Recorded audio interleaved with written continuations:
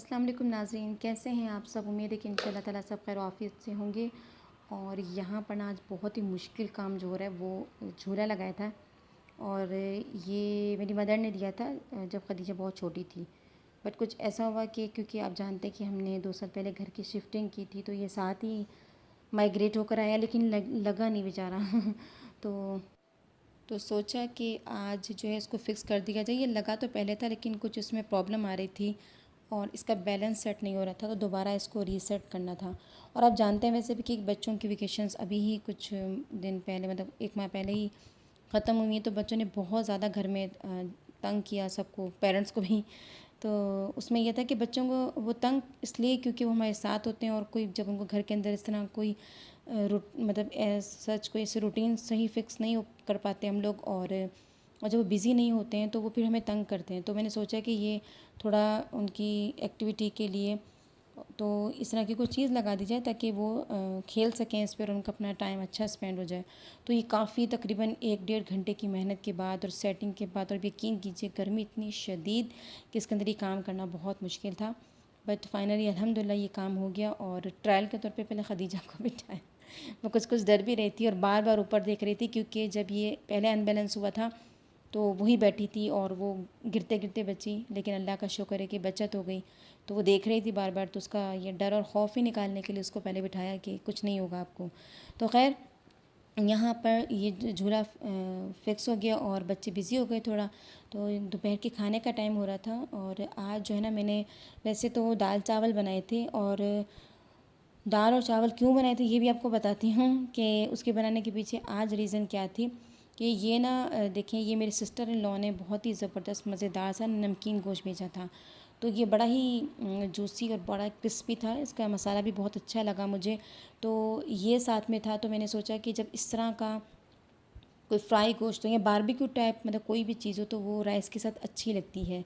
तो कुछ लोगों के नान के साथ भी चीज़ें पसंद आती हैं, लेकिन मुझे नान के साथ बारबेक्यू ऐसे इतना अच्छा नहीं लगता। बजाय इसके आप उसको राइस के साथ खाएं, वो फिर वो चावल की कोई भी फॉर्म हो, चाहे वो पुलाव में हो या उस पे कुछ सिंपल प्लेन चावल हो, उसके साथ भी बारबेक्यू बहुत अच्छा लगता है।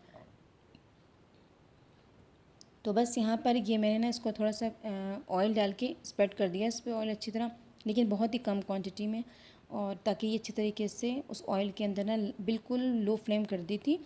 और ये रखा है ताकि ना ये थोड़ा सा क्रिस्पी और क्रंची हो जाए। तो ये देखिए जो मसाला मैं आपको दिखा रही हूँ ना, ये सब इसके ऊपर फैला दिया ताकि जितनी भी इसकी बोटियाँ ना, जितने भी पीसेज हैं उसके अंदर जो मैरिनेट हो जाए अच्छी तरीके से। वो तो बहुत मज़े का था। और ये देखिए साथ में इस नमकीन गोश्त की जैसे आज मैंने बनाए हैं चावल, और साथ में दाल। दाल इसलिए बनाई थी क्योंकि बच्चे जो ना वो नान जो किसी भी चीज़ के साथ खा लेते हैं, और तो फिर दाल के साथ आराम से खा लेंगे। और गर्मी का मौसम है और दाल चावल बने उसके साथ में प्याज और आम ना हो तो ये तो खाना ही अधूरा है आपका तो वो मैंने काट वाट के रख लिया था। और यहाँ पर बस तकरीबन ही हो चुकी हैं फाइनली, क्रिस्पी भी हो चुकी हैं, गर्म भी हो चुकी हैं बिल्कुल। ये देखें इतना मज़े का इसका टेस्ट था, मुझे बहुत मज़ा आया है। और उसके बाद जो है ना, बस खाना वाना खाने के बाद जो हम निकले थे रात को, ये एक समझ लें कि पार्टी भी थी, हस्बैंड को पार्टी भी देनी थी, और इसके साथ साथ जो खदीजा की बर्थडे भी थी। तो दोनों का साथ किया था। हस्बैंड को पार्टी क्यों देनी थी वो मैं आपको आगे चलकर बताऊंगी, और कुछ एक्सपीरियंस भी आपके साथ शेयर करूंगी कि जब आप ख़ुद किसी चीज़ को एक्सपीरियंस करते हैं तो आपको फ़ील होता है कि दूसरे लोग उस टाइम उस बारे में क्या फ़ील करते हैं जो आप फ़ील नहीं करते। मतलब कोई भी लाइफ में कोई भी शख्स जब किसी चीज़ से सर्वाइव कर रहा होता है किसी चीज़ में, तो उसकी एहसासात और जज्बात जो है वो उस टाइम वही समझ सकता है। हम इंसान कभी भी जब तक नहीं समझते, ये एक ह्यूमन नेचर है कि जब तक हम खुद उस चीज़ से थ्रू आउट मतलब ना गुजरें। तो ये जो मियाँ की रुखसती हो रही थी ना, उसके ऊपर हमने इनको पार्टी दी थी। और कहाँ रुखसती हो रही थी और क्यों हो रही थी और क्या ऐसी वजूहत बनी वो मैं आपको बताऊंगी बाद में। लेकिन यहाँ पर मैं बस थोड़ा सा ये दिखा रही हूँ कि हम लोग आए थे, बच्चों ने शोर मचाया कि अब आज KFC ट्राई करना चाहिए, उनके बर्गर वगैरह। तो उसमें मैं ये कहूँगी, मैं अपना पर्सनल एक्सपीरियंस बताऊँ कि बर्गर वगैरह भी अच्छे लगते हैं, पिज़्ज़ा वगैरह भी बहुत मज़े के लगते हैं, और आपका बाज़ू का दिल भी करता है खाने का। लेकिन कभी कभी अगर मुझे आप 2 या 3 दफ़ा अगर लेके जाएं कहीं बाहर खाने खिलाने के लिए, तो मैं ये कहूँगी कि एक दफ़ा बस आपने जंक फूड खा लिया, लेकिन उसके बाद जो है वो देसी जो हमारे खाने से कढ़ाइयाँ हैं, हांडियाँ हैं, तो मतलब चाइनीज़ भी, जिस तरह मंचूरियन, शाशलिक वगैरह आते हैं, तो वो चीज़ें मैं उसको ज़्यादा प्रेफर करती हूँ। और मतलब हांडियों वगैरह को, इस तरह के सालन जिसे हम कह रहे हैं आम ज़बान में उसको, वो भी मतलब वो मुझे ज़्यादा एक अच्छा बेटर ऑप्शन लगता है। लेकिन ये कि बच्चे भी हैं और कभी कभी आपका ख़ुद का भी दिल करता है इस तरह की चीज़ें ट्राई करने का, तो ये ट्राई की और बहुत अच्छा रहा। तो यहाँ पर जो है ना, हम थोड़ी कोशिश भी कर रहे थे कि जल्दी यहाँ से निकलें, क्योंकि मुझे घर जाकर मियाँ की रुखसती की पैकिंग करनी थी उनको रुखसत करने के लिए। तो बस यहाँ पर ऑर्डर तो तकरीबन हमारा आ ही चुका, और हर जगह के अपने अपने रूल्स और रेगुलेशन है, यहाँ के भी अपने रूल्स रेगुलेशन है। तो बस अभी खाना वगैरह खाएंगे, और खाना वगैरह खाने के बाद जो है ना, आपको सामने नजर आएगी बर्थडे गर्ल। और उसको नहीं पता था कि आज इसकी बर्थडे, वो बस जब तक केक कटिंग सेरेमनी नहीं होती तो वो सेटिस्फाई नहीं होती। तो अब घर जाके जो है वो केक काटा जाएगा और बस ये होगा। हम बर्थडे पे यही होता है, जब आप पहले पहले बच्चों की बर्थडे होती है, बड़ी आप सेलिब्रेशन करते हैं, क्योंकि बड़ा अच्छा लगता है आपको। बच्चे जो है ना, उनकी खुशियाँ देखकर वैसे भी पेरेंट्स की जो है वो खुशी दोबाला हो जाती है।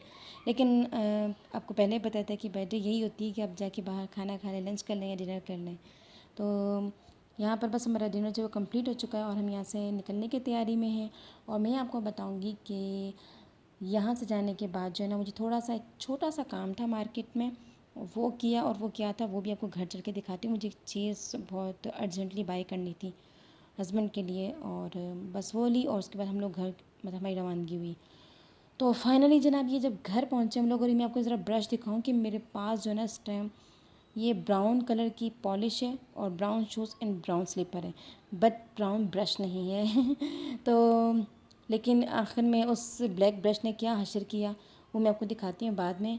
और ये देखिए, मैं न्यू ट्यूब लेकर आई थी, और ये जनाब जो है ना बेहंगम ही निकल रही है। और मुझे देखिए, मैं सोच रही हूँ निकल नहीं रही, तो उसके ऊपर वो सील थी तो ये बेहंगम निकलना शुरू हुई, और हमारी हुकूमत की तरह, मतलब तमाम हुकूमतों की तरह आउट ऑफ कंट्रोल हो रही थी, और आपे से बाहर हो रही थी। तो मैं इसको फटाफट बंद कर दिया, क्योंकि आपने नोटिस किया होगा कि ट्यूब फॉर्म में जितनी चीज़ें होती हैं, जब वो न्यूली निकालते हैं तो वो एकदम अपनी हदूद से बाहर आ जाती हैं। तो यहाँ पर ना, ये जो हस्बैंड अपने ऑफ़िस की तैयारी कर रहे हैं, और मैं आपको बता रही थी कि उन्हें रुखसती कहाँ कर रही हूँ। तो उन्हें ऑफ़िस के किसी काम से जो है वो गुजरांवाला जाना था। तो यहाँ मैं उनकी पैकिंग कर रही थी, और ये तकरीबन रात का इस टाइम 1:30 बज रहा है। सारे उनके कपड़े वगैरह प्रेस कर लिए थे, और वो देखिए सारे वगैरह उनकी मैचिंग मैं करके रख रही थी कि किसी भी चीज़ की बाहर दिक्कत ना हो। तो यहाँ पे मैं आपसे ये बात कर रही थी कि ये मेरी शादी के बाद ना मेरा फ़र्स्ट एक्सपीरियंस था। पहले तो उसके बाद मैं ये बात कर लूँ कि ये मैं दिखा रही थी जिसके लिए मैं मार्केट गई थी जनाब, ये हैं सॉक्स। और ये जो काम है ना सॉक्स का, आप यकीन करें कि मुझे किसी भी चीज़ की शॉपिंग में इतनी मुश्किल नहीं लगती जितनी सॉक्स की। आप सोच रहे हैं कि क्यों? तो जनाब, उसका जवाब ये है कि सॉक्स लेना ना मेरे लिए सबसे मुश्किल काम होता है, क्योंकि एक अनप्रेडिक्टेबल चीज़ होती है ये, और आपको समझ ही नहीं आता कि जनाब ये कितना चलेगी। मतलब ये अजीब ही शय है, और उसका कुछ समझ में नहीं आता, कोई सेंस नहीं है इसकी। आप बाज़ू का बहुत एक्सपेंसिव ले लेते हो, और जनाब उसकी हील्स से वो फट जाती है। मतलब ये तो ऐसी चीज़ है, ये इसको खुद को भी नहीं पता भाई मैंने कितना चलना है, लेकिन मैं लेकर आ गई हूँ, पता नहीं कि कैसे चलती, क्योंकि उनके पास सॉक्स जो है वो बिल्कुल ख़राब हो रही थी। तो यहाँ पर पैकिंग वगैरह हो गई। तो मैं बात आपसे ये कह रही थी कि जिन ख़वातीन के हस्बैंड बाहर हैं, आउट ऑफ कंट्री या आउट ऑफ स्टेशन, तो उनको कितनी ज़्यादा दिक्कत का सामना करना पड़ता है, और उनकी क्या फीलिंग्स होती हैं। और जैसे मैं आपसे बात कर रही थी कि कोई भी शख्स जब खुद उस चीज़ से गुज़रता है, मेरे हस्बैंड का तो सिर्फ ये 1 वीक का था टूर, तो मुझे फ़ील हुआ कि कितनी दिक्कत होती है। वैसे तो ऐसा घर में सब होते हैं, लेकिन जो अल्लाह ताला ने हस्बैंड और वाइफ को एक मोरली सपोर्ट के लिए रखा ना, वो भी बहुत बड़ी है। तो ये आपको पहले ब्रश दिखा दूँ बात करने से पहले, ये देखें बड़ा अच्छा काम कर दिया वैसे इस ब्लैक ब्रश ने भी, अच्छा जुगाड़ लगा दिया। तो मैं आपसे बात कर रही थी कि जो जिन ख़वातीन के बाप भाई बेटे, सिर्फ मतलब कि सिर्फ हस्बैंड ही नहीं, लेकिन जिनके बेटे भी, भाई भी, बाप जिनके बाहर हैं, तो वो उनकी क्या फ़ीलिंग होती है और कितना ज़्यादा मुश्किल होती है। अल्लाह ताला सब के लिए आसानियाँ करे और अच्छा करे।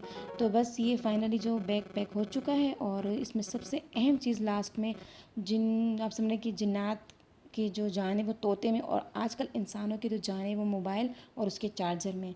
तो ये मैं सबसे लास्ट में ला के रखा है, तो कि आसानी से मिल जाए, क्योंकि इसके बगैर अब गुजारा नहीं होता।